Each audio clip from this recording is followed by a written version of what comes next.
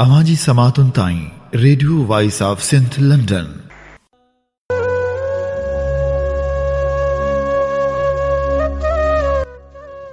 सुरमो सुर्खीअ जो जॾहिं पातो जन तॾहिं ॾिठी तिन रौनक रेटे जहिड़ी। भलारे भिट धणी जे भलारे बैत सां मुंहिंजी आवाज़ मुसाफ़िर radio voice of Sindh London त थी दुनिया जी कुंड कुर्च ताईं जंहिंजा माग ॿुधिजे पियो उन्हनि मिड़नी महिरबाननि खे सिक भरियो सलाम शाल क़बूल पवे। 13 फेबरवरी छंछर जे ॾींहुं सोचनि जी सुरहाण जहिड़ो प्रोग्राम सोच वीचार साण करे आवां जो मेज़बान हबीब लगारी। सभ खां पहिरियां अव्हां लाइ इहा ई दुआ जिते हुजो सुख सलामती सां हुजो, कॾहिं बि ॾुखियो ॾींहुं न ॾिसो, कॾहिं बि अव्हांजो मुर्कूं मेरियूं न थियनि। दोस्तो, अॼु रेडियो जो ॾींहुं मल्हायो पियो वञे ऐं असीं बि अव्हां सां रेडियो तां मुखातिब आहियूं। तोड़ जो हाण चेहरनि जी चमक स्क्रीननि खे वालारे छॾियो आहे, पर तॾहिं बि आवाज़ जे इश्क खे मात नाहे आई। अॼु बि जॾहिं को ख़ूबसूरत आवाज़ कननि जा कंध लताड़े थो, तॾहिं दिलि जी काइनात मथे अहसासनि जो नओं रंग उभरी थो पवे। उहो अमुला आवाज़ जेको हवाउनि आधार असां ताईं पहुतो, सो रूह जे रुमाल ते सितारनि वांगुरु अॼु बि टांकियल आहे। अॼु बि यादि किताब जा वर्क वराइजनि था त अमल सदाकारनि जा आवाज़ के ख़ुशबू वांगुरु ज़हन खे वासे था छॾनि, ऐं पोइ ज़हन ते रेडियो जो उहो सुनहरी दौर तरी थो अचे जॾहिं अञा मोबाइल फ़ोन न आयो हो, जॾहिं अञा विंदुर जा वसीह ज़रिया न हुआ, जॾहिं मेमोरी कार्ड जो जहान आबाद न थियो हो, जॾहिं अञा घर जो हर फ़र्द इंटरनेट सां सलाड़ियल न हो, तॾहिं ब्लैक एंड वाइट टेलीविज़न ऐं रेडियो ई ॼाण जो ज़रियो सम्झिबो हो। ओताक़ते आबाद कचहरियुनि में जॾहिं साझी जो ॻोठाणा ॻाल्हियुनि जा ॻोठ अॾण खां अॻु रेडियो खोलींदा हुआ, तॾहिं ॾाॾो फ़तेह ख़ान पंहिंजे मक़बूल प्रोग्राम जी शुरूआति कंदो हो। ॾाॾो फ़तेह ख़ान, जंहिंजो असुलु नालो त सैयद सालेमून शाह हो, पर फ़तेह ख़ान जे किरदार ई खेसि अमर करे छॾियो। अॼु बि ॻाल्हियुनि जा ॻोठ हलींदे जॾहिं रेडियो जो ज़िक्र निकिरे थो, तॾहिं ॾाॾे फ़तेह ख़ान जो आवाज़ हाव में हुरी थो अचे। निगाह पंहिंजे नफ़्स खे का सही राह सुमार, तसंदी दोज़ख बाह तो ओॼाई न अचे। वहदहू ला शरीक लहू, जां थो चई ईअं तां मंझ मुहम्मद कारणी निरतूं मजानी है, तां तूं वञो कीअं नाए सिर ॿियनि खे। ऐं पोइ जॾहिं राति पर पखेड़ींदी हुई, तॾहिं ॻोठाणा BBC लॻाए ख़बरूं ॿुधंदा हुआ। ख़बरनि वारे उन जहान में जॾहिं रज़ाली आबदी मुखातिब थींदो हो ऐं सफ़र जूं कथाऊं ॿुधाईंदो हो, भला उन्हनि कथाउनि खे केरु विसारे सघियो आहे? विसरी त रज़ाली आबदी जो अमल आवाज़ बि नाहे सघियो। तोड़ जो हू हाणे रेडियो तां रिटायर थी चुको, पर तॾहिं बि संस आवाज़ ऐं अंदाज़ अॼु बि माण्हुनि जे दिलनि में वसे थो।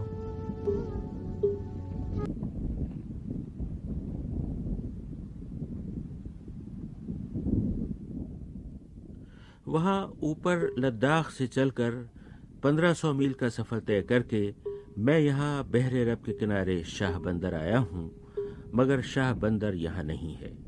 यहाँ तो बस ये चटियल मैदान है। चांद समंदर को खींचता है तो पानी का रेला आकर इन्हें और सपाट कर जाता है। यहाँ तो बस ये मेरे बाएं हाथ पर लकड़ी से कोयला बनाने की 4 भट्टियां सुलग रही हैं, जिनके करीब 2 बारबरदार ऊंट बैठे जुगाली किए जा रहे हैं। उन्हें तो यूं भी बैठना पड़ेगा क्योंकि उनके मालिक ने उनके मुड़े हुए घुटनों को रस्सी से कस कर बांध दिया है। सिर्फ उनकी गर्दन आज़ाद है, जिससे वो कभी कभार पीठ पर बैठने वाली मक्खी को उड़ाते हैं तो गर्दन में पड़ी हुई बड़ी सी घंटी बजकर इस सन्नाटे को तोड़ती है। मेरे हाथ में ये दरियाए सिंध का नक्शा है। नक्शे के मुताबिक इस जगह जहां दरिया ख़त्म और समंदर शुरू हो रहा है शाह बंदर को होना चाहिए था, मगर यहाँ तो जा बजा समंदरी पानी में गली हुई लाल ईंटों के ढेर लगे हैं और यूं लगता है कि कतारों में बनी हुई इमारतें खड़े कद से गिर पड़ी हैं और सारी आबादी या तो उनके नीचे कुचली गई है या मोहनजोदाड़ो वालों की तरह उठकर किसी तरफ निकल गई है। यहाँ तो बस 2-4 जरा ऊंचे टीलों पर कुछ कब्रें बाकी रह गई हैं जिन पर लाल, नीली, हरी और पीली चादरें पड़ी हैं। तेज समंदरी हवा में कुछ झंडियां लहराते लहराते चीथड़े बन गई हैं और बस। उहे हथ जिन में कॾहिं रेडियो हूंदो हो से हाणे मोबाइल फ़ोन जा आदी थी चुका। उहे वजूद बि मिटी जा मण ओढे सुम्ही पिया जिन वजूदनि खे ॾाढे फ़तेह ख़ान जी कचहरी खां सवाइ ॻाल्हियुनि जा समूरा ॻोठ वीरान लॻंदा हुआ। उहे न्याणियूं सियाणियूं बि पंहिंजा वार चांदी करे चुकियूं जेके भरत भरींदे रेडियो जा प्रोग्राम ॿुधंदियूं हुयूं। वक़्त जे बेवाजिबे न घणो कुझु बदिलाए छॾियो, पर कननि रेडियो ॿुधण वारी आदत अॼु बि न छॾी। अमीन अरबाब जे आवाज़ ते अखियुनि में तरी आयल ॻोढ़ा न विसरिया, न वरी माकन शाह जो सिलसिलो सुरी सुरी सोच दिलि तां लथो। दिलि त ज़ेब सिंधी जो सिलसिलो ॾिया ॾिया ॾात बि न विसारियो। करण ताईं पहुतल न्याज़ पंवर महमूद मुग़ल, विके पीरज़ादे गुल कुंदर ऐं अली इमरान समे जा आवाज़ बि नाहिनि विसारिया। अॼु बि जॾहिं सिंगार अली सलीम जो आवाज़ हवामन आधार सिंध जे वसंजन ताईं पहुचे थो, तॾहिं सोगवारियुनि जूं साझूं कर मोड़ियूं थियूं। आवाज़ जो इश्क केॾो निरालो हूंदो आहे, उन ॻाल्हि जो अंदाज़ो फ़क़्ति उहे ई लॻाए सघनि था जिन रेडियो ॿुधंदे या रेडियो तां मुखातिब थींदे उमिरि जा उमल पल छाणे छॾिया। उहे माण्हू बि रेडियो कीअं विसारे सघंदा जिन माण्हुनि रेडियो वसीले साञाह जी सुर्क भरी। रेडियो जितां केतिरनि शाइरनि, फ़नकारनि, सदाकारनि ऐं मौसीकारनि पंहिंजो नालो कमायो, जिन जूं यादूं, जिन जा आवाज़ अॼु बि रेडियो जी इमारत में महफ़ूज़ आहिनि। ऐं उन्हनि आवाज़नि खे जॾहिं बि ॿुधिजे थो त पोइ सैयद माकन शाह रिज़वी हीअं मुखातिब थींदो आहे।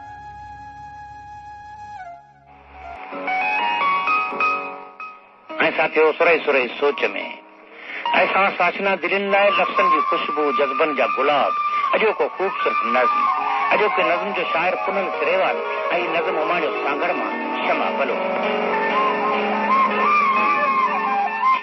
मञा थो त बेशक बहारूं पींदियूं, मञा थो त बेशक बहारूं पींदियूं, वणनि जे वढनि ते निखारूं पींदियूं ऐं तिन ते पखियुनि जूं उॾारूं पींदियूं, सावण बि ईंदो ऐं सारूं पींदियूं ऐं सिंधूअ में साॻी रवानी पींदी, मगर को ॾिसे ही हयाती जो वींदड़, वरी साल ईंदो जवानी पींदी। परे ई परे खां पुकारूं पींदियूं ऐं वेझो वञण सां धिकारूं पींदियूं, पर कुझु देर तरसी अकेले में थोरो गलड़नि तां ॻोड़नि जूं लारूं पींदियूं, भरजी त दिलड़ी दीवानी पींदी, मगर को ॾसे ही हयाती जो वींदड़, वरी साल ईंदो जवानी पींदी। इहो चंड जेको असांजे अङण ते टिकणी छॾे वियो, ॾिसणी छॾे वियो, मगर पोइ बि दिलि खे यकीन आहे उन खां असां लाइ पिरीअ जो, असां लाइ मिठीअ जो न्यापो बि ईंदो, निशानी पींदी, मगर को ॾसे ही हयाती जो वींदड़, वरी साल ईंदो जवानी पींदी। एहसासनि जे अमुल जहान में एहसासनि जा वर्क जॾहिं बि वराइबा आहिनि ऐं रेडियो तां सार जा सॾ नशर थींदा आहिनि, तॾहिं अखियूं रोई पवंदियूं आहिनि। दिलि ते दर्दनि जी ॼमी वियल दज़ जो ज़िक्र छा छिड़ंदो आहे, ॼण हिकिड़ी काइनात खुली पवंदी आहे ऐं पोइ जुदाइनि जा लफ़्ज़ बि जागी उथंदा आहिनि ऐं सार जा सॾ बि निकिरंदा आहिनि। ऐं जॾहिं बि अॼु रेडियो पाकिस्तान तां अमीन अरबाब मुखातिब थींदो आहे, तॾहिं ॼण त माण्हुनि खां साह खणण बि छॾाइजी वेंदो आहे। रात वगड़े में कांग तड़े जी तनाही तो फैल रात ही खामोशी में विञाइजी वियल मन मधुशिन जा दास्तान खणी सिंध जे उन्हनि आस्थान ते हाज़िरी आहे जिते जिते सूंह साखी थी थिए सिंध जी ऐं मुंहुं माखी थी थिए सिंध जे पंथ पंथ जी। ही रक्स रूमी आहे, मथां सम्झी त ॻाल्हि ई वञ। ही रक्स रूमी आ मतां सम्झी त ॻाल्हियूं आहिनि तॾहिं दिलि झूमी आ मतां सम्झी त ॻाल्हियूं आहिनि अलस्तीअ मस्ती में तो आवाज़ उॾे आसमान ते तॾहिं त धरती धूमी आ मतां सम्झी त ॻाल्हियूं आहिनि अखर अखर मुंहिंजो मौज़ू उनवान मुंहिंजो मुंहिंजी मातर भूमि आ मतां सम्झी त ॻाल्हियूं आहिनि। चवण वारा भले इहो चवनि रेडियो जी हाणे अहमियत नाहे रही, पर दोस्तो पाण ॼाणूं था रेडियो जी अहमियत अॼु बि बरक़रार आहे। दुनिया सां गॾु तरक़ी कंदे कंदे हाणे रेडियो इंटरनेट वसीले बि दुनिया जी कुंड कुड़छ में ॿुधो वञे थो। अॻे ईअं हो जो कुझु इलाइक़नि ताईं रेडियो जी नशरियात पहुचंदी हुई, पर हाणे शहर शहर ताईं पुॼे थी ऐं ॻोठ ॻोठ ताईं पुॼे थी। अॼु बि मुख़्तलिफ़ ॿोलियुनि में नशर थींदड़ मुख़्तलिफ़ रेडियो स्टेशननि जा प्रोग्राम माण्हुनि जे दिलनि में जाइ जोड़नि था। शौर पखेड़ण ऐं सुजाॻी जा सॾ वर्णाइण में रेडियो जो अहम किरदारु रहियो आहे। रेडियो हमेशह जागरता पखेड़ी आहे। रेडियो हमेशह पंहिंजे ॿुधंदड़नि ताईं मालूमात खे पहुचायो आहे। जिते ॿिनि रेडियो स्टेशननि जो तारीख़ी किरदारु रहियो आहे, उते radio voice of Sindh London जे किरदार खे बि विसारे नथो सघिजे। Radio voice of Sindh London तां नशर थींदड़ मुख़्तलिफ़ प्रोग्राम अॼु बि वॾे चाह ऐं मुहबत सां ॿुधा वञनि था। साईं इमदाद अली ओढो जॾहिं कचहरी प्रोग्राम में मुखातिब थिए थो या वरी ख़बरुनि जे जहान में गॾिजे थो, या वरी हूअ जॾहिं कुझु वर्क किताब मां मुखातिब थिए थो, तॾहिं सच त तारीख़ जा वर्क खुली पवनि था। या वरी सुबुह जे पहर में सूरज शाखूं कढियूं प्रोग्राम जे नाले हेठि नामियारो कंपेर ऐं लेखक यासिर काज़ी ॻाल्हियुनि जा ॻोठ ॾिए थो, तॾहिं सच त उन प्रोग्राम जी सूंहं रेडियाई दुनिया जी तारीख़ में हुस्नाकिन जा ख़ूबसूरत रंग विखेरे थी। हैदराबाद जे हवाउनि मां नौजवान साथी वहीद मुस्तफ़ा अदबी ख़बरनि समेत केतिरियूं ख़बरूं दुनिया ताईं पहुचाए थो। सिंध जूं ख़बरूं अंग्रेज़ी में प्यारो सर्वे जो ओढो बि पेश करे थो। उन सां गॾोगॾु हूअ सार जा सॾ वर्णाए थो। जी हा, प्रोग्राम सार में सोच वीचार सां गॾु केतिरा ई प्रोग्राम हिन नाचीज़ जे हिसे में बि अचनि था। नामियारो लेखक ऐं मुहक़िक़ मशकूर फुलकारो बि तहक़ीक़ जे पंध में तारीख़ जा पेरा खणे थो। ॾाहप जा 10 प्रोग्राम में सिंधु सभ्यता जी तारीख़ तोड़े इनकलाबी रूबानवी शाइरनि बाबति दीदार शाम ॿुधाईंदो आहे। उन सां गॾोगॾु नामियारी लेखिका डॉक्टर परवीन मूसा मेमण पिणु radio voice of Sindh London तां मुखातिब थींदी रहे थी। डॉक्टर अज़ीज़ टालपुर जा कालम संदसि आवाज़ में नशर थियनि था। उन सां गॾोगॾु नामियारे लेखक नवाज़ कुंभर जा मज़मून पिणु संदसि आवाज़ में नशर थींदा रहनि था। किताबनि जूं ॻाल्हियूं तोड़े किताबनि जा तारुफ़ अॼु बि अली नवाज़ आरीसर पेश करे थो। ज़ुल्फ़कार वाहूचो तोड़े साहिब ख़ान शहर बि radio voice of Sindh London तां प्रोग्राम कंदा रहनि था। उन सां गॾोगॾु केतिरा ई तारीख़ी ऐं तहक़ीक़ी प्रोग्राम रेडियो दुनिया जी तारीख़ बणिजनि था ऐं असीं मुखातिब थियूं था radio voice of Sindh London तां। अचो त radio voice of Sindh London जी लाइब्रेरी मां अव्हांखे उहे अमूल आवाज़ ॿुधायूं जेके वक़्त बे वक़्त अव्हां सां मुखातिब थियनि था। जलमशल जल मां कुझु हिसो अव्हां जी ख़िदमत में पेश कंदुसि। Radio voice of Sindh London जे प्रोग्राम कुझु वर्क किताब मां अव्हां जो मेज़बान इमदाद अली ओढो हाज़िर आहियां। अॼोके प्रोग्राम में सामीन असां 3 किताबनि जी पढ़ाई कंदासूं, जंहिंमें सिंध जे महाॾाहे सियासतदान साईं जीएम सैद जो किताब पाकिस्तान जो माज़ी हाल ऐं मुस्तक़बिल, ॿियो किताब आहे कामरेड जाम साकीअ जो नेट फ़तह अवाम जी थींदी, ऐं टियों किताब आहे मुंहिंजी आतम कथा जलमशल जल मां कुझु हिसो अव्हां जी ख़िदमत में पेश कंदुसि। जलमशल जल मां कुझु हिसो अव्हां जी ख़िदमत में पेश कंदुसि।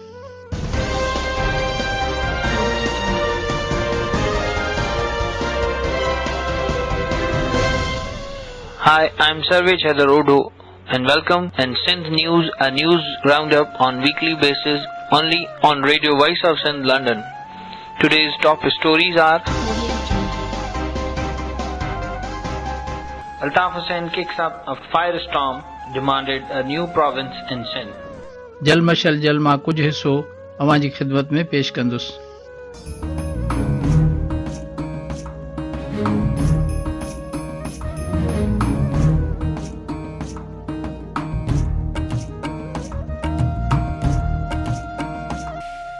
अवल अल्लाह अलीम आला आलम जो धणी। अवल अल्लाह अलीम आला आलम जो धणी कादिर पंहिंजी कुदरत सी क़ाइम आहे क़दीम। वाली वाहिद वहदहू राज़िक़ रब रहीम सो साराह सचो धणी चई हमद हकीम। करे पाण करीम जोड़ऊं जोड़ जहान जी। जेरो तुंहिंजो नाव बाझ बियो ॾियाई मङा। रिय थंभे रिय थूणीअ तूं छपर तूं छांव। कुजाड़ो कहाँ तोखे मालूम सबकी। उभे उभारियाम निखट सभनी वया। उभे उभारियाम निखट सभनी वया। हिकु मयो ॿियो मेंधरो रात सॼी सारियाम। ॻोढ़ा ॻल ॻाढ़ियाम सूरज शाखूं कटियूं। बिस्मिल्लाहिर्रहमानिर्रहीम। धणीअ बाझारे जे नाले सां शुरू जेको निहायत महिरबान असांजी सोच खां वधीक महिरबान ऐं असां सभिनी मथां पंहिंजो ख़ासिल ख़ासि रहम ऐं करम कंदड़ आहे। सिंध जो आवाज़, सिंध जी सूंह, सिंध जी सभीता, सिंध जी सुञाण, सिंध जी शनाख्त पूरी दुनिया ताईं पहुचाईंदड़ मुनफ़रिद radio voice of Sindh London ऐं radio voice of Sindh London जो तव्हां सभिनी ॿुधंदड़नि में मक़बूल disc jockey breakfast morning show नेरनि वारो शो सूरज शाखूं कढियूं साण करे आवां जी ख़िदमत में हाज़िर अवां जो मेज़बान यासिर काज़ी।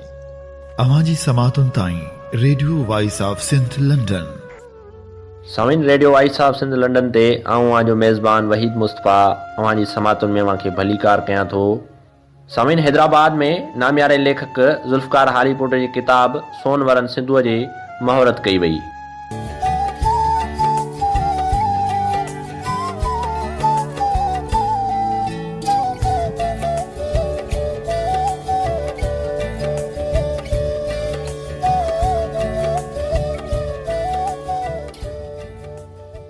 Bismillahirrahmanirrahim. In the name of Almighty Allah, the most merciful and the most beneficent.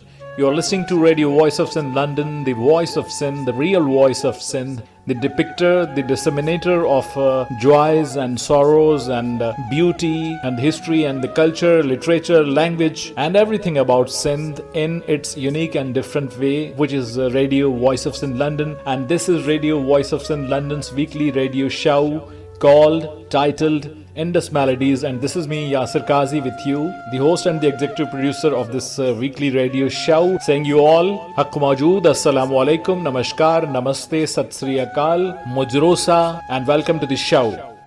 अवां जी समातुनि ताईं radio voice of Sindh London. कोठे कुहे सुपरीं कोठे कुहण काण। नेज़े हेठां नींहं जे पासे करम पाण। जुल विञाए ॼाण आशिक अजल साम्हूं। भलारे भिटधणी जे भलारे बैत वसीले मुंहिंजी आवाज़ मुसाफ़िर radio voice of Sindh London तां थी। सिंध सुमेत दुनिया जे कुंड कुड़च ताईं जंहिंजा माग ॿुधिजे पियो उन्हनि मिड़नी महिरबाननि खे सिक ऐं सचाई भरियो सलाम शाल क़बूल पवे। अवां जी ख़िदमत में हाज़िर अवां जो पंहिंजो मेज़बान हबीब लगारी। अवां जी समातुनि ताईं radio voice of Sindh London. सॼी दुनिया में मौजूदु सिंध जा आशिको radio voice of Sindh London तां आहियां तव्हांजो पंहिंजो मशकूर फलकारो सलाम क़बूल कंदा। मुझे सामीन अॼु खां हिकु नओं सिलसिलो शुरू करे रहियो आहियां जंहिंमें इंसानी तारीख़ जी इर्तिक़ा जे सुवाल ते गुफ़्तगू थींदी। उन इंसानी इर्तिक़ा जे सुवाल ते अॻिते हली पाण सिंधी तहज़ीब जी इर्तिक़ा ते बि रोशनी विझंदासीं ऐं कुझु नतीजा ॻोल्हण जी कोशिशि कंदासीं। अवां जी समातुनि ताईं radio voice of Sindh London. मरणा अॻ जे मुआ से मरी थिया न मात। हूंदा से हयात जीअणा अॻे जे जिया। शाह जे शेर सां प्रोग्राम सार में मां अवां जो मेज़बान सर्वेज हैदर ओडो हाज़िर आहियां। सामिन अॼु ख़ुसूसी ट्रांसमिशन असां कामिल हैदर बख्श जतोई जी वरसी जी मुनासिबत सां पेश करे रहिया आहियूं। अवां जी समातुन ताईं radio voice of Sindh London. मौजूद सामीन, radio voice of Sindh London जे हिन प्रोग्राम डाक जा 10 में जेको सिलसिलो सिंधी अदब में औरतुनि जो हिसो असां शुरू कयो आहे, हीउ सिलसिलो असांजे प्यारे दोस्त जाफ़र मेमन जे तावन सां ऐं रेडियो वॉइस ऑफ सिंध यानी सिंध जो आवाज़ इमदाद उहिदे जे महिनतनि सां अवां जी समातनि ताईं पहुची रहियो आहे। अवां जी समातुन ताईं radio voice of Sindh London. सामीन, radio voice of Sindh London जे प्रोग्राम सिंधु सभीता में दीदार शाम जो दुनिया जे समूरनि सिंधियुनि खे सलाम क़बूल पवे।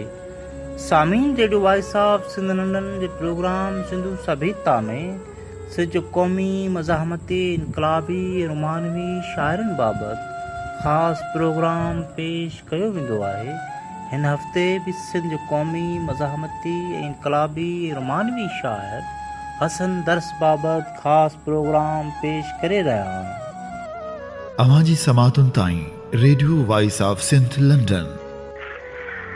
मौजूद सामीन, सॼी दुनिया में रहंदड़ सिंधियुनि खे मशकूर फलकारे जो सिक बजो सलाम। मौजूद सामीन, ही अॼु मुंहिंजे तारीख़ में जाती या तारीख़ जे मौज़ू ते जेको मुंहिंजो लेक्चरनि जी सीरीज़ आहे। अवां जी समातुन ताईं radio voice of Sindh London. मौजूद सामीन, radio voice of Sindh London तां अवां सभिनी खे हिकु भेरो ॿीहर भलीकार ॻाल्हियूं किताबनि जूं नओं सिलसिलो शुरू करे रहिया आहियूं। असांजे अॼोके हिन सिलसिले जो पहिरियों किताब आहे शाह लतीफ़ सिंध जी आज़ादीअ जो पहिरियों अज़ीम शाइर। अवां जी समातुन ताईं radio voice of Sindh London. अस्सलाम वालेकुम। Radio voice of Sindh London तां मां डॉक्टर परवीन मूसा मेमन तव्हां सां मुखातिब आहियां। सिंधी भाउर भेणूं दुनिया जे कंहिं खिते में वेठल हुजनि ऐं मुंहिंजो हीउ आवाज़ रेडियो महफ़त ॿुधी रहिया हुजनि, मां उन्हनि खे भलीकार चवां थी। उन्हनि जी थोराइती आहियां त मुंहिंजो प्रोग्राम ॿुधी रहिया आहिनि। अवां जी समातुन ताईं radio voice of Sindh London. मौजूद सामीन, radio voice of Sindh London तां अवां सभिनी खे भलीकार। आऊं आहियां अवां जो पंहिंजो Ali Nawaz Arisar. Radio voice of Sindh London जे हिन प्रोग्राम में असां ॻाल्हियूं किताबनि जूं सिलसिलो शुरू कयो आहे, जंहिंमें असां हर हफ़्ते कंहिं नए किताब जो तारीख़ी तफ़सीली ख़ाको पेश कंदा रहिया आहियूं। असांजे अॼोके हिन प्रोग्राम जो जेको किताब आहे उहो आहे जी महीन मुंगाणी जे मांजो कोस्तान जो जाइज़ो। अवां जी समातुन ताईं radio voice of Sindh London. अवां जी समातुन ताईं radio voice of Sindh London. Radio voice of Sindh London जे प्रोग्राम कचहरीअ में इमदाद अली ओढो अवां जो मेज़बान हाज़िर आहियां। सामाईन, सिंध जा माण्हू जंहिं सूरत हाल मां गुज़री रहिया आहिनि, हर साञावंद जेको सिंध सां प्यार करे थो, सिंधियुनि सां थींदड़ ज़्यादतियुनि ते परेशान आहे। इन्हनि परेशानियुनि जो मुख़्तलिफ़ तरीक़नि सां ज़िक्र करे थो ऐं उन जे इज़ाले लाइ मुख़्तलिफ़ हिकमत अमलनि हेठि कोशिशूं बि करे रहियो आहे। अवां जी समातुन ताईं radio voice of Sindh London.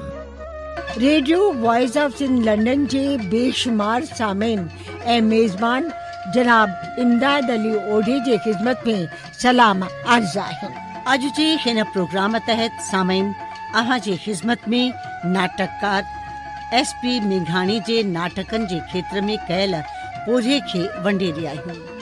रंगमंच जो ध्रुव तारो, तहरीर ऐं तरतीब वीना श्रृंगी, रावी शालिनी सागर ऐं वीना श्रृंगी। पेशकश radio voice of Sindh London. अवां जी समातुन ताईं radio voice of Sindh London. Sindhu जे विराजले पाणी सां, सिंध जी बुरदी मिट्टी मां फुटी फाटी निकतल मेहर जी मेहंदी जहिड़ा, हथड़ी जे गुलाबनि जहिड़ा, बिल्कुलु ख़ासि ते मिठनि अंबनि जहिड़ा ऐं इस्लाम कोट जे निमन जहिड़ा सॼी दुनिया में पकड़ियल सिंध जा आशिको जे दरे जा वारसो मुंहिंजा देशवासियो, जीअं सिंध, अस्सलाम वालेकुम, या अली मदद, नमस्ते ऐं Ram Ram. Radio voice of Sindh London था हाजिर आया हूँ। आवाज जो खादिम, धरती जो खादिम, बानी जो बार डॉक्टर अजीज सालपुर पंहिंजे महमूल जे प्रोग्राम तंज़ व मज़ार ते मुश्तमिल कालम वात खिचड़ी सां अॼोके पंहिंजे इन कचहरी जो उनवान आहे वाह रईस रसील ख़ान तुंहिंजी रसाई। अवां जी समातुनि ताईं radio voice of Sindh London. Radio voice of Sindh London जे प्रोग्राम ख़बरुनि जी दुनिया में इमदाद अली ओडो अवां खे भली कार चवां थो। सामईन अॼोके प्रोग्राम में अहम ख़बरुनि सां गॾु नाले वारे अदीब मोहतरम ज़ुल्फ़कार हाले पोटो जो मौजूदा सूरत हाल जे हवाले सां जाइज़ो पेश कंदासूं। सामईन ख़बरुनि जी दुनिया प्रोग्राम में मां आवाज़ जो मेज़बान ज़ुल्फ़कार वाहूचो अवां खे भली कार चवां थो। अवां जी समातुनि ताईं radio voice of Sindh London. Radio voice of Sindh London तां अव्हां जो पंहिंजो साहिब ख़ान सोच जो ज़रूर प्रोग्राम सां गॾु अव्हां जी ख़िदमत में हाज़िर आहे। अॼु जे प्रोग्राम जे पहिरें सेगमेंट में अनीता शाह जे कालम जो इंतख़ाब कयो वियो आहे। ॿियो सेगमेंट ॼाणण जो आहे जंहिंमें मोहम्मद मुजीब जे किताब दुनिया जी तारीख़ जे सिलसिले खे गुज़िरियल हफ़्ते जिते छॾियो हुआसीं उतां शुरूआत कंदासीं। टे सेगमेंट में जेको मुख़्तसिर कहाणीअ जो आहे उन में अॼु जी कहाणी जो इंतख़ाब कयो वियो आहे उन जो नालो आहे सड़ियल ड्रगड़ी। अवां जी समातुनि ताईं रेडियो वॉइस ऑफ। दोस्तो आवाज़ जो ही रिश्तो अमल इन्ही करे बि आहे जो हिन में न त ॾेखाव हुजे थो न वरी चेहरनि जी चमक हूंदी आहे, बसि ख़्यालनि जो इज़हार हूंदो आहे। सुजाॻी जा सॾ हूंदा आहिनि ऐं अहसासनि जी अहिड़ी दुनिया आबाद हूंदी आहे जंहिंमें दोखनि जो तस्वर बि गुनाह सम्झो वञे थो। रेडियो जे आलमी ॾिहाड़े ते बसि सभिनी लाइ इहा ई दुआ त शाल आवाज़ जा ही रिश्ता कॾहिं बि ख़तमु न थियनि ऐं कॾहिं बि उन अमल रिश्ते खे नज़र न लॻे जेको असां ऐं अव्हां जे विच में क़ाइमु थियलु आहे। ऐं हाणे प्रोग्राम सोच वीचार में अॻिते वधूं था ऐं शामिलु कयूं था आशिक़ अंसारी जी वरसी जी मुनासिबत सां नाम्यारे लेखक रज़ा आकाश खानानी जो लिखियलु ख़ूबसूरत मज़मून। वींदड़ सियारे ऐं ईंदड़ बहार जे संगम वारा ही फेबरवरी जा थधा मिठा ॾींहं हर साल जवानी में जुदा थी वियल यार आशिक़ अंसारी जी सदाबहार संभारनि जी सुरहाण मन जे आगर में हारे वेंदा आहिनि ऐं हुन जी सांवरी यादि जा अछा कबूतर जॾहिं हिननि ॾींहंनि दिलि जे विराग टारी ते अची वेंदा आहिनि त सचपच अखियुनि जा पैमाना छुलकी पवंदा आहिनि ऐं हुनखे सारे पिंबड़ियुनि मां लड़ंदड़ लुड़क गलनि खे पुसाए छॾींदा आहिनि ऐं पोइ विछड़ी वियल यार खे पंहिंजे ई पर में हसन दरस जे लफ़्ज़नि में ॾुरापा ॾेई थधा साह भरींदा आहियूं त अव्हां मुर्की मिली आख़िर हलिया विया ॻोठ पंहिंजे ॾे असांजी ॻाल्हि जे गल तां अञा ॻोढ़ो गड़े थो पियो। हिन सैलानी जो तालुक़ु बदीन जे सामुंडी पटी सां हो। हुनजी ख़ूबसूरत ख़मीर में मिटी में सिंध जी सदा सुहिण साहिलनि जी आलाण रूह ताईं रचियल हुई। हा, शायदि उन करे हुनजे मिज़ाजनि जे दिलफ़रेब मौसम बिल्कुलु सिराणी वटां सदा बहार मथां निरगियुनि जे वगुर पोयां समुंड में लहंदड़ सियारे जे सिज जहिड़ी सदा मलूक हुई।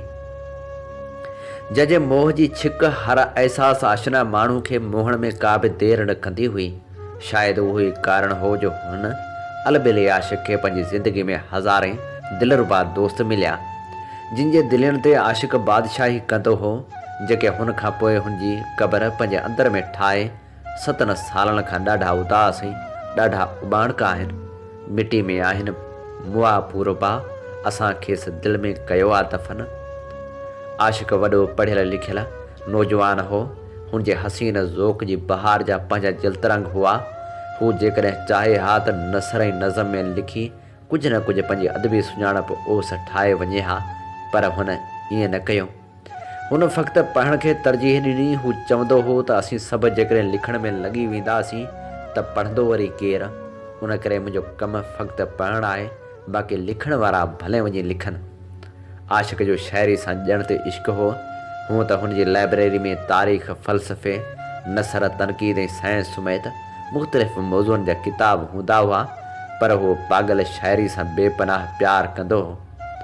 पाण खे हसन दरस जो फ़क़ीर साबित कंदड़ आशिक़ अंसारी खे हसन, आकाश, मज़हर, बाग़ी, फैज़, फराज़, गुलज़ार ऐं साहिर ॾाढा वणंदा हुआ। शाइरी सां संस हेॾे चाह बाबति जॾहिं खेसि खां पुछिबो हो त उनजे जवाब में हू फराज़ जो इहो शेर ॿुधाईंदो हो त शाइरी ताज़ा दिलों की मेमार है फराज, ये अभी एक सिलसिला कुन फयकून है, यूं है। जेतोणीक हू को शाइर, लेखक या फनकार न हो, पर हसन दरस खां वठी दीदार शाह ऐं करीम कच्छी खां वेंदे सादिक फ़क़ीर ताईं अक्सर शाइर, अदीब ऐं कलाकार हुन जा यार हुआ। हूअ यारनि जो यार हो। हू जेतिरो पाण सां प्यार कंदो हो, हुनजी एतिरी पंहिंजे दोस्तनि सां बि मोहबत हुई। ॾींहं जो नौकिरी ऐं राति जो वरी दुनिया जो समूरनि झंझटनि खां आजो थी दोस्तनि सां गॾु हूंदो हो। हुनखे कॾहिं बि घर में वेहण न ईंदो हो। हूअ रौलाकियुनि जो शौक़ीन हो। हुनखे तन्हाई त बिल्कुलु बि न वणंदी हुई। उन करे हुनखे सारी सबजमार दोस्तनि जे हुजूमनि में टहक ॾींदे ॾिठो वियो। हुन दीवाने यार जी भला कहिड़ी ॻाल्हि कजे। सिज लड़ंदो हो त हुनजी फ़ोन खड़कंदी हुई। ज़ोरे दोस्तनि खे घुराए गॾु कंदो हो। रिणनि, पटनि, सेराउनि, भिटनि, डंडनि ऐं समुंड जे किनारनि ते संगतनि खे गॾु करे मांडाणियूं मचाईंदो हो। ऐं पोइ राति देर ताईं महफ़िल में संस टहक, रक़्स ऐं झुंगारियल शाइरी जी रिमझिम रातिनि खे मोतर कंदी रहंदी हुई।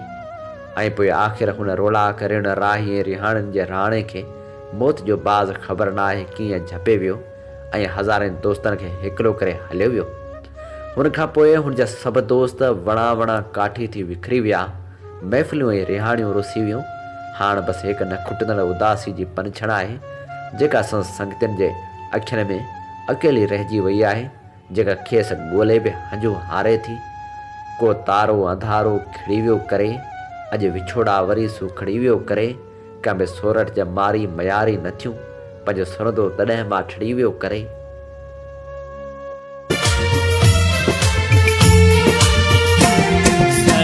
दिल थी तोखे सिकायल पिरी, विछोड़े जे मुंद जा विञायल पिरी, विछोड़े जे मुंद जा विञायल पिरी।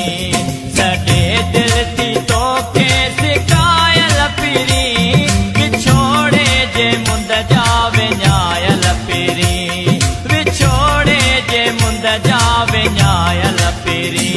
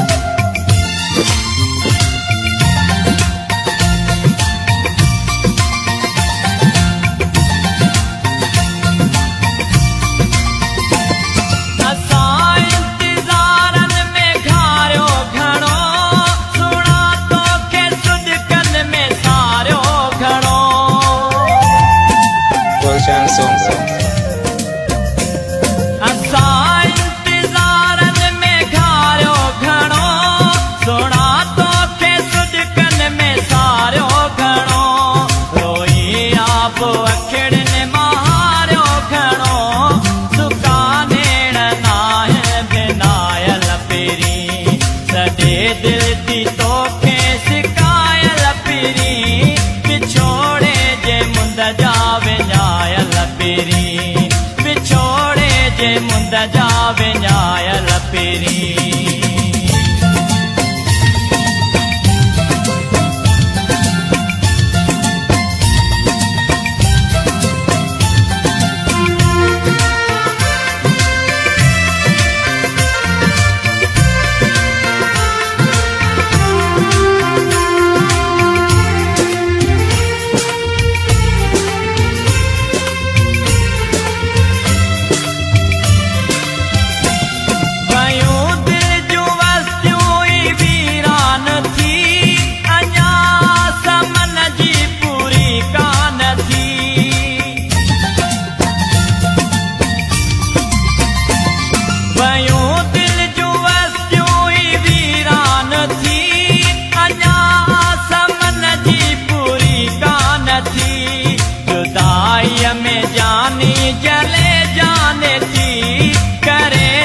पैदा हूं दुखायल पिरी, सॼे दिल थी तोखे सिका लपीरी विछोड़े जे मुंद जा विञाय लपीरी विछोड़े जे मुंद जा विञाय लपीरी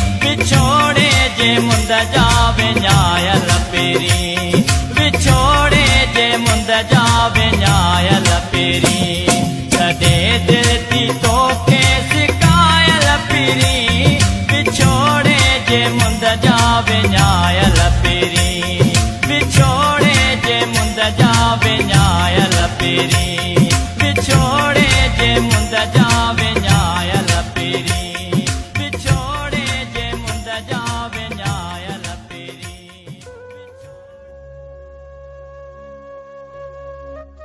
सोच वीचार में हाणे शामिल करियूं था ख़ूबसूरत लेखक मोहम्मद बख्श डाहिरी जो ही लेख जंहिंजो उनवान आहे सांगड़ शहर जो बचू बादशाह चौक ऐं दिल जा ख़्याल।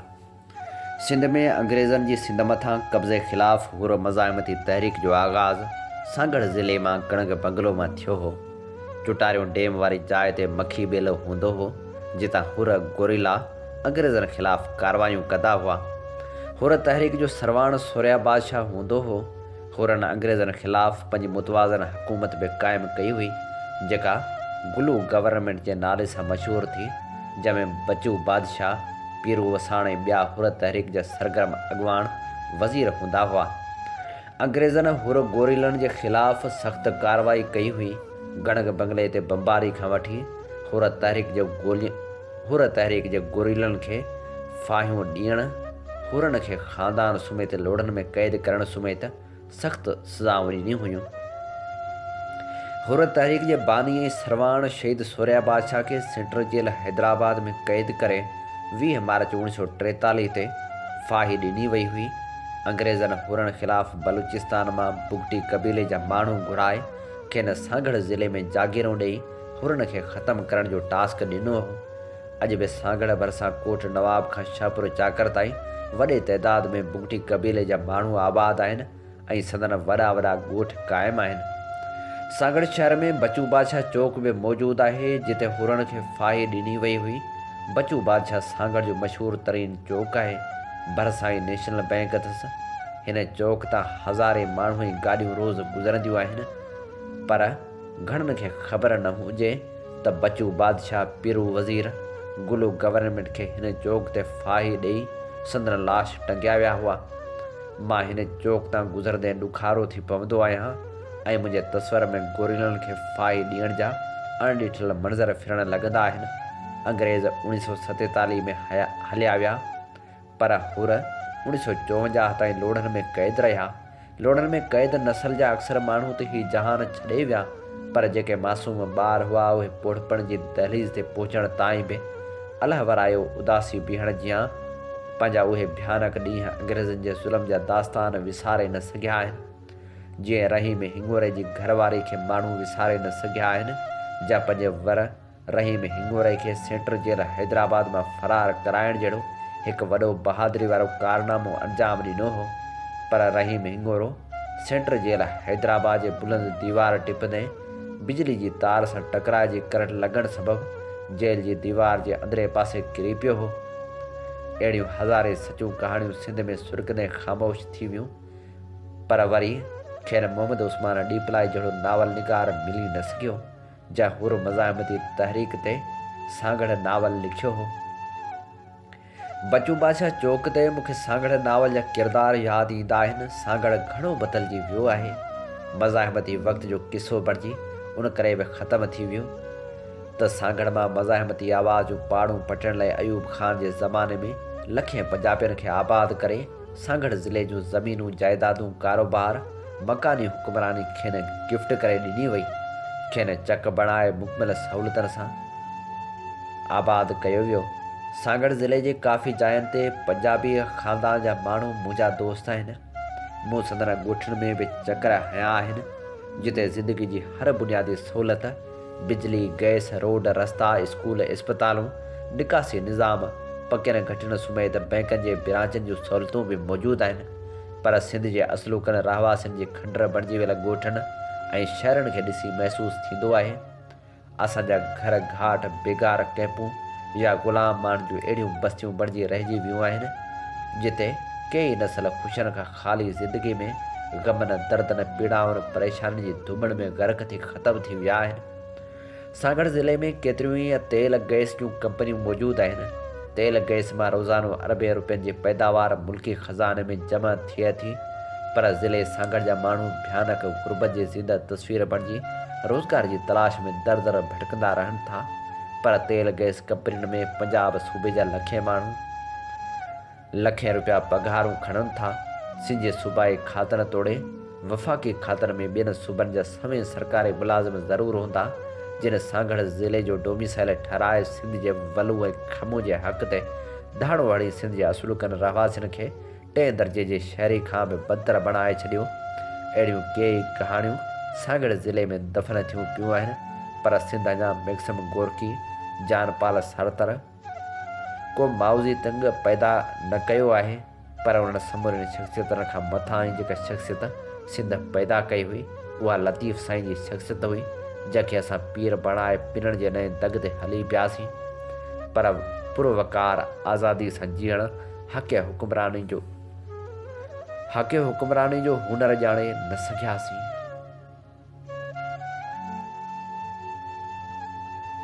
सोच वीचार में हाणे शामिल करियूं था एजाज़ मंगी जो लिखियल मज़मून जंहिंजो उनवान आहे मुल्क जी माउ जा लुड़क केरु उघंदो। मासूम नीगरनि जा नाला केतिरा न न्यारा ऐं प्यारा हूंदा आहिनि।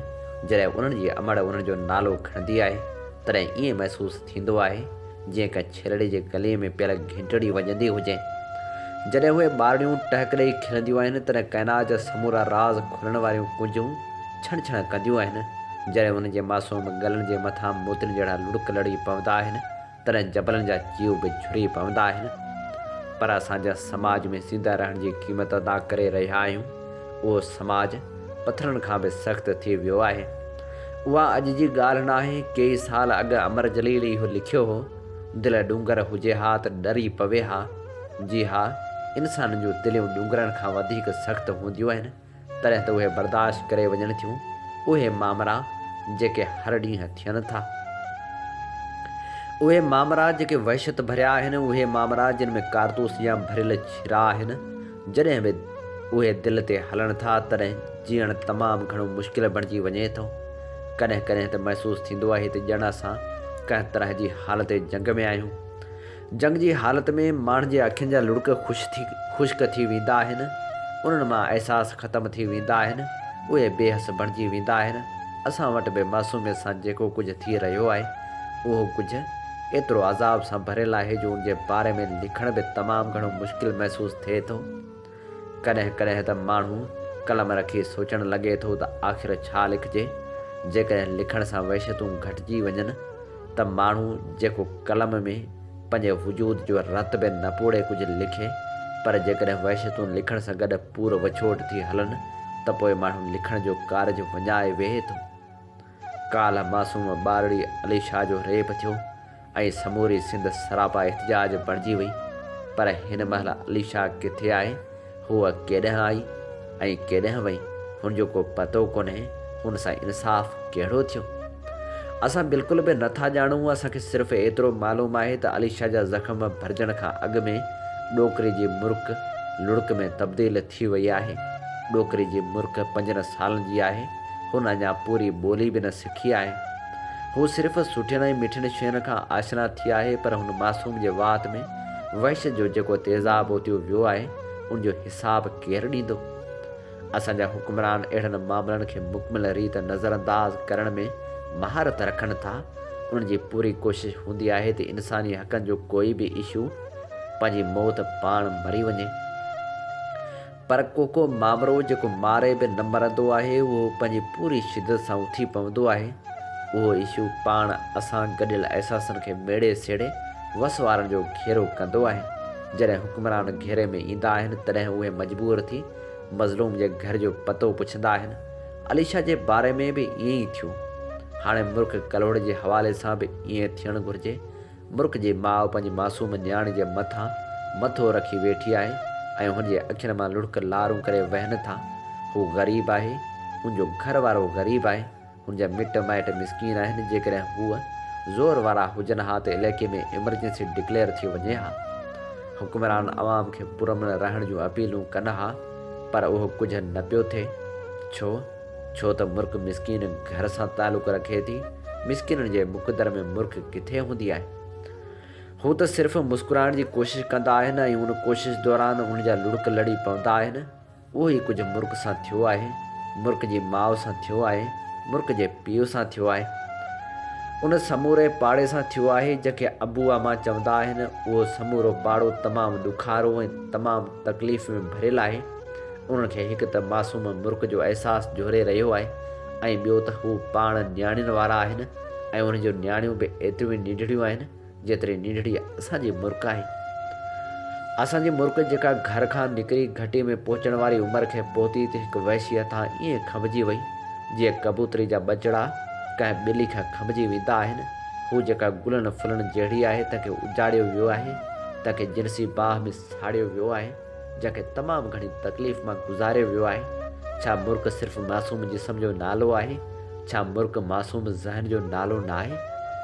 मुर्ख मासूम ज़हन जी मालिकाणी आहे। हुनजे जिस्म जा घाव त कुझु वक़्त में भरिजी बि वेंदा, पर हुनजे ज़हन जा ज़ख़्म सदाईं ताज़ा रहंदा। उन ज़ख़्मनि खे दुनिया जी का मरहम छुटाए न सघंदी।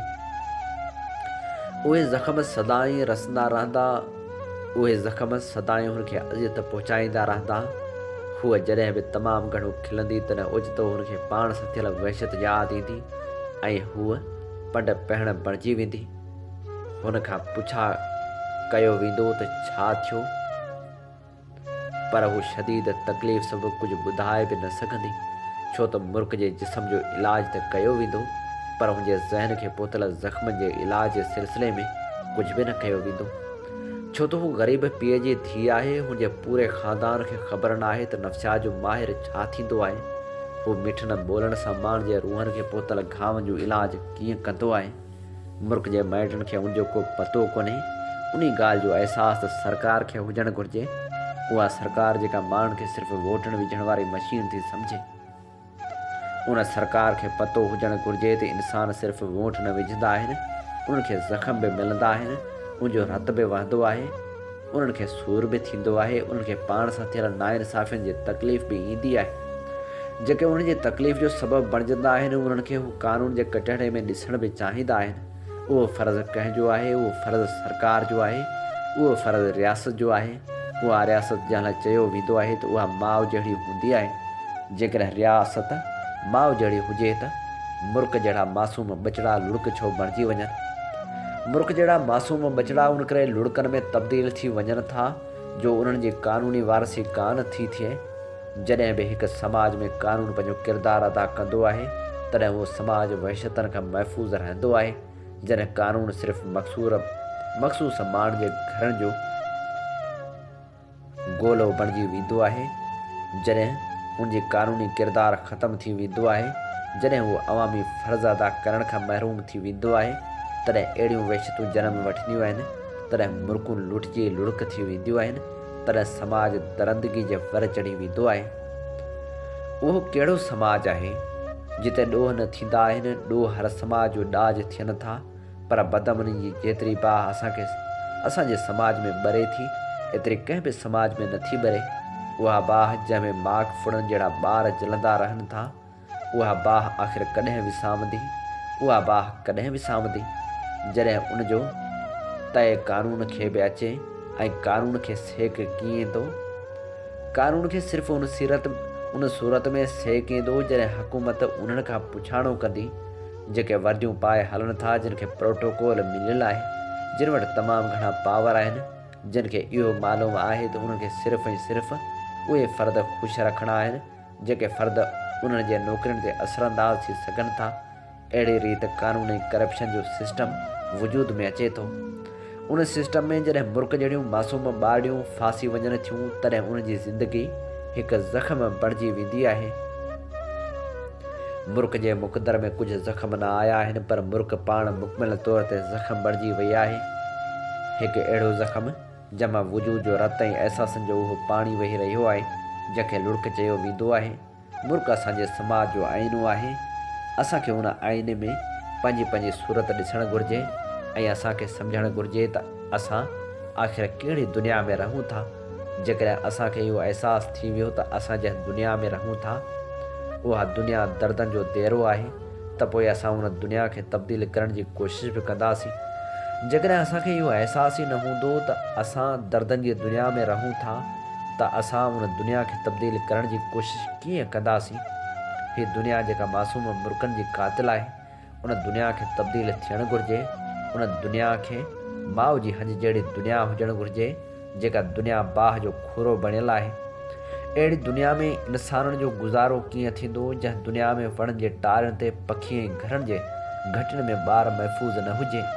हीअ दुनिया तब्दील थियणु घुरिजे सिर्फ़ु उन सबब लाइ बि त का मुल्क कंहिं वहशत जो शिकार न थिए। हीअ दुनिया तब्दील थियणु घुरिजे उन लाइ बि त हिकु ग़रीब घर मातम कदो न बणिजे। हीअ दुनिया तब्दील थियणु घुरिजे छो त उन दुनिया में मासूम मुल्क जे रूह खे ज़ख़्मी कयो वञे थो ऐं उनजे मज़लूम माउ ॻोढ़ा ॻाड़े थी। ऐं असां वटि कंहिं बि सरकारी हथ में एतिरो अहसासु न आहे जो उन मज़लूम माउ जा लुड़को घे। उहो सुवाल अजायो न आहे, उहो सुवाल सजायो आहे, उहो सुवाल अहम आहे, उहो सुवाल बुनियादी आहे, उहो सुवाल सरापा सूर आहे, उहो सुवाल पीड़ा जो पूर आहे, उहो सुवाल हिकु सदी आहे, उहो सुवाल हिकु सदा आहे, उहा सदा हिकु फ़रियाद आहे। उहा फ़रियाद जेका पुछे थी, उहा फ़रियाद जेका पुछा थी करे त मुल्क जी माउ जा लुड़क केरु कंदो। नाम्यारी लेखिका डॉक्टर परवीन मूसा मेमण जे किताब जा वर्क वरायूं था।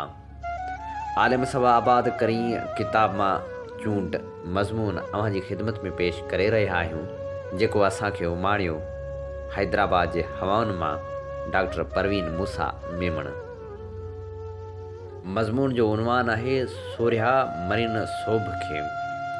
सोरिहा मरीन सोभ खे त दिलि जा वहम विसार हण भाला विढ़ भाकुरे आदि ढालम ढार मथां तेग तरार मार त मतारो थी। दुनिया जे क़ौमनि जे तारीख़नि खे जेकॾहिं ध्यान सां पढ़बो त ख़बर पवंदी त ज़वाल पज़ीर क़ौमनि ते जेकॾहिं धणी सगोरे जी महर थियणी हूंदी आहे त उन क़ौम जो ज़मीर ज़रूरु सुजाग थींदो आहे ऐं पोइ वञी पोइते पियल मज़लूम समाज में हक़ ऐं बातिल साम्हूं थींदा आहिनि। ज़ुल्म जी हद थियण ते मज़लूम सिर खे कफ़न सां ॿधी हक़ जी ॻोल्हा में सरगर्म थींदा आहिनि ऐं अहिड़ी हालति में संदन उहा ॻोल्हा, उहो पंध, उहा बेक़रारी वञी शहादत ते दंग कंदी आहे। शहीदनि जे रत सां रंगियल हक़ ऐं सॼी तारीख़ अमर हुजे थी ऐं क़ौमनि जा अॻवान ऐं महदार पंहिंजे अज़ीम फ़िक्र सां पंहिंजे क़ौम में नओं रूह फूकण लाइ ऐं खेनि सुजाग करण लाइ अहिड़ियूं अज़ीम क़ुर्बानियूं ख़ैर ऐं शर जे वाक़िअनि ऐं रुख वंजन रांदियुनि खे पंहिंजे तहरीरनि तक़रीरनि ऐं शाइरियुनि में वरजाईंदा रहंदा आहिनि। शाह अब्दुल लतीफ़ भिटाई हिकु बाशऊर ऐं हसास शाइर हो। संसि शाइरी जंहिं दौर में उसरी उहो दौर सिंध जे हवाले सां हिकु मज़लूम दौर हो। ज़ुल्म ॾाढ जबर ऐं फुरलुट जे खाणे में सिंध जो महकूम तबिको पीड़िजी रहियो हो। उन हीणे हाल खे ॾिसंदे भिट धणी अज़ियत ऐं पीड़ा मां गुज़रंदे पंहिंजे सॼे कलाम में क़ौम खे हिमत ऐं अॻियां वधण जा सबक़ ॾिना। हुन खे न वहमनि ऐं विसविसनि मां निकिरण ऐं जंग जोटे महकूमी मां ॿाहिरि अचण लाइ उत्साहियो। हू तारीख़ जो ॼाणू हो, संस दौर में मज़हबी तौर वहदतुल वजूद, वहदतुल शहूद ऐं भॻती तहरीकूं हलंदड़ हुयूं। पाण वहदतुल वजूद जे नज़रे जो हामी शाह इनायत शहीद ऐं मखदूम मोहम्मद मुइन ठठवी जे फ़िक्र ऐं फ़लसफ़े जो क़ाइल हो। शाह इनायत जी शहादत मस घणो असरु कयो। पाण उन वक़्तु जवान हो। सिंध जे मुश्किल हालतुनि ऐं ॾुखियनि घड़ियुनि में हुन इनकलाबी शाइर तारीख़ी वाक़िअनि जे वर्जाउ सां जेको बि शहर पंहिंजे क़ौम खे आछो, उहो हुन यकीनन वरे जज़्बे, विलवले ऐं सोच सां पेश कयो आहे। संस कलाम में सुर केॾारे जो बयान मज़ाहमती ऐं इनकलाबी शाइरी जो अवल ऐं आख़िर आहे। हिन सुर जी हर हिकु सिट लहू काटारींदड़ ऐं अहसास मटाईंदड़ आहे।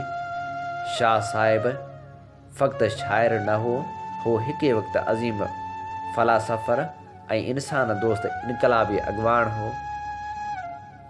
हुन सचे मोमिन खे चङी पर ॼाण हुई त हयाती जो हुसन दुनिया जो जाह जलाल न पर हक़ ऐं सच जो साथ ॾियण ते आहे। समय सूर ऐं सख़्तियूं सही सच ऐं हक़ जी राह में सिर कटाइण जी हुसैन अलैहिस्सलाम जी क़ुर्बानी हुन हसास शाइर खे घणो मुतासिर कयो। पाण करबला मौला जी ज़ियारत लाइ पिणु संभरी निकितो, पर मुरीदनि जे चवण ते भिट न छॾियाई। वापसि अची कारो वेस करे इमाम जी शहादत खे यादि कंदे सुर केॾारो चयाई ऐं इमाम आली मक़ाम जी बारगाह में पंहिंजी शाइरी जो नज़रानो पेश कयाई। शाह साईं जेके बि तारीख़ी वाक़िआ ऐं दास्तान पेश कया आहिनि, उहे मुकमिल शुरू खां आख़िर ताईं न आहिनि, पर हीउ वाहिद तारीख़ी वाक़िओ आहे जो पाण शुरू खां आख़िर ताईं बयानु कयो अथाऊं। सुर केॾारे जी शुरूआति हिन बैत सां थिए थी। ॾिठो महरम माह सनको शहज़ादन थियो, ॼाणे हे कला वणदियूं जो करे। महरम जो महीनो जंहिंमें जहिड़ो झटो हराम आहे, सो शहज़ादनि लाइ ॻणती ऐं शाद जो परवानो थी इलाही अमर सां आयो। इमाम हुसैन अलैहिस्सलाम जे मदीने मां उसण खां वठी करबला जे मैदान में पिड़ाव करण पंहिंजे अज़ीज़नि ऐं साथियुनि सां गॾु शहीद थियण जे हिन दिलसोज़ दास्तान खे केतिरनि नसर नवीसनि, वाक़िआ नवीसनि ऐं शाइरनि हेसि ताईं बयानु कयो आहे, पर शाह अब्दुल लतीफ़ जे बयान जो सोज़ ई ॿियो आहे। हू पाण हैरान आहे त नबी जे प्यारे, बीबी फातिमा जे दुलारे, अली उल मुर्तज़ा जे दिलबर शहज़ादे खे कीअं शहीद कयो वियो। तॾहिं हू बेइख्तियार थी चवे थो त सख़्ती शहादत जी नसोरो ई नाज़, रिंद परोड़िन राज़ कज़े करबला जो। हीअ त इश्क़ इलाही जो इसरार हो। जॾहिं इमाम अली मक़ाम जो सिर मुबारक धड़ खां धार थियो ऐं संस पाक रत सां उहा वारी वारी सरज़मीन रंगजी वई, तॾहिं इस्लाम हमेशह लाइ क़ाइम ऐं दाइम थी वियो। इमाम हुसैन सूर्य सरदार खे शाह अब्दुल लतीफ़ भिटाई जा बजा मञता ॾींदे चवे थो त ॾाढ़ी रत रत्यास, ॾंद त ॾाढ़ूअ गुल जी, 14 माह चंड जी पिड़ में पागड़ियास, मेड़े में मोहम्मद जे मर मुर्की मास, त सूर्य खे शाबास जो मथे पिड़ पुरज़ा थिए। शाह अब्दुल लतीफ़ पंहिंजे समाज में ॾाहप, हिम्मत, जुरत ऐं बहादुरी जहिड़नि नेक गुणनि खे ॾिसणु चाहियो। खेसि ख़बर हुई त हाकारी ख़ूबियुनि सां सिंगारियल क़ौम में एतबार ऐं एतमाद जी ताक़त वधंदी आहे ऐं हूअ पाण भरा थींदा आहिनि। अहिड़ी रीति सॼी क़ौम पंहिंजी क़ुवत जे बल ते वधंदी रहंदी। हिन अवाम जे अंदर में झाती पाती ऐं संदन दिली जज़्बनि खे परोड़ण में कामयाबु थी वियो। संदन वसवसनि, वहमनि, ख़ौफ़नि, ख़दशनि, ॾुखनि ऐं ॾहजनि जी खेनि पूरी ॼाण हुई। उन करे हुन आम लहजे में अज़ीम बयान जे इज़हार सां निज सिंधीअ ॿोली में आला फ़नी उसलूब ऐं शऊर सां शाइरी जो समुंड पलटियो, जंहिंजा मक़सद ख़ासि तौरु सिंध, सिंधी क़ौम ऐं सिंधी समाज जे वधण ऐं वेझण जा गस हुआ। इन ते ई प्रोग्राम जा समूरा रंग हवाउनि में विखरी चुका। पंहिंजे मेज़बान हबीब लगारी खे इन साॻी दुआ सां ॾींदा इजाज़त। वसे भिट तुंहिंजी भलारा सदा, सदा देस परदेस सारा वसन। कॾहिं सींध सिंधी न मेरी थिए, कॾहिं मोड़ कंहिंजा न मुरझाइजनि।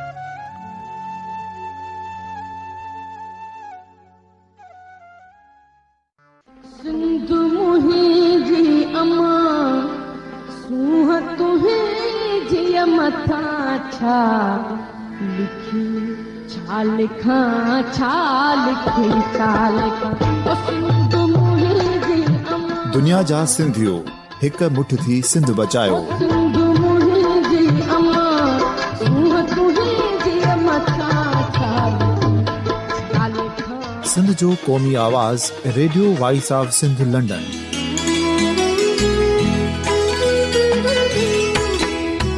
Radio voice of Sindh London पंहिंजी नशरियात में सिंध जी सियासत, समाज, इक़्तिसादियात, तारीख़, क़ौमी उमंगुनि ऐं इख़्लाक़ियात मुतलिक़ सिंध जी हक़ीक़ी तर्जुमानी कंदे प्रोग्रामनि खे असराइतो बणाइण लाइ सिंध जे घण घुरनि ऐं धरतीअ सां प्यार कंदड़ अदीबनि, दानिश्वरनि, सहाफ़ियुनि, उस्तादनि, वकीलनि ऐं हर तबिके जे मानवारनि सजणनि खे सिंध में शऊरी इनकलाब लाइ सहकार जो सॾु ॾियूं था। अचो त गॾिजी सूफ़ियुनि ऐं संतनि वारी सिंध जो ओज हिकु मुठ थी वरी वापसि आणण वारे सफ़र जा साथारी बणिजऊं।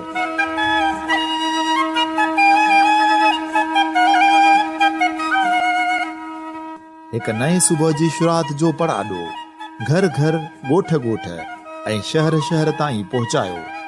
शाल सिंध आबाद ऐं ख़ुशहाल थिए, सिंधी माण्हू सुखियो ऐं सताबो थिए।